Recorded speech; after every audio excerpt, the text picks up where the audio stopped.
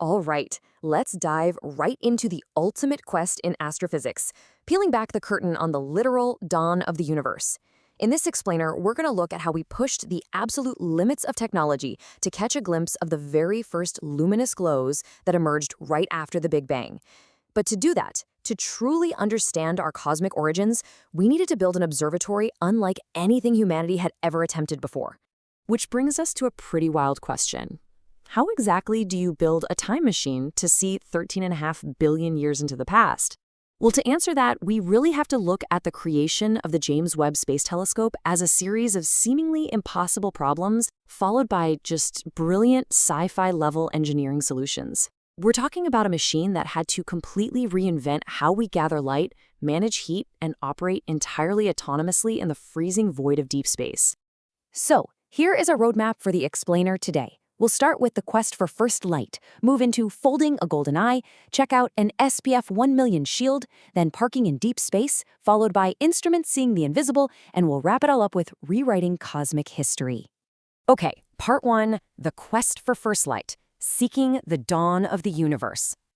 So here's the crucial thing. To see those very first galaxies born after the Big Bang, we have to look for infrared light.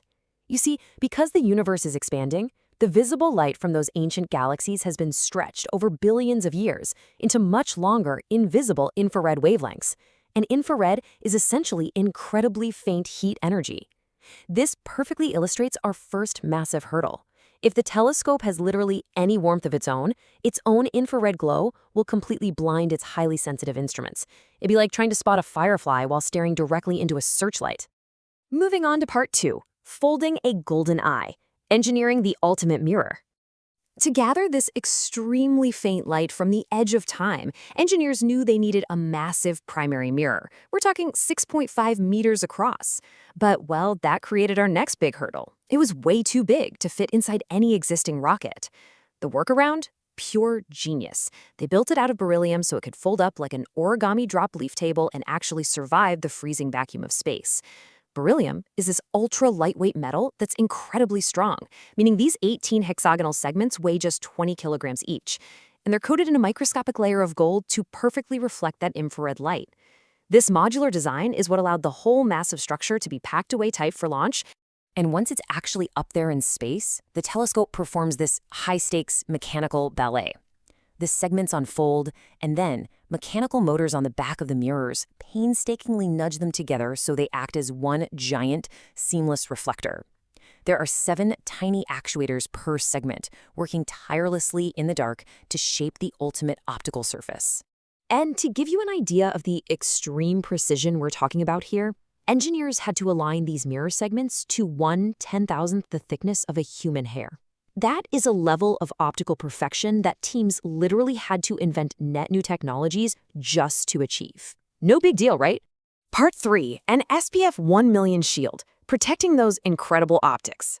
We have the mirror, but remember, it absolutely has to stay freezing cold to work, which brings us to the tennis court-sized sunshield. Check out this wild contrast. This ultra-thin shield separates nearly boiling temperatures on one side, around 230 degrees Fahrenheit facing the sun, from literal freezing nitrogen temperatures on the other side, plummeting down to a mind-numbing minus 394 degrees Fahrenheit in deep space. And the crazy part? It pulls off this massive 570-degree temperature drop using just 5 layers of a coated plastic called Captain. These layers are thinner than a human hair, but they're incredibly tough.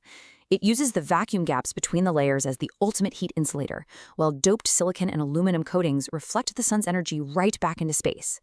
They even engineered a genius grid pattern of thermal spot bonds to act as ripstops, kind of like outdoor gear, so if a micrometeoroid punches a tiny hole in the shield, the tear won't spread and ruin the whole shebang.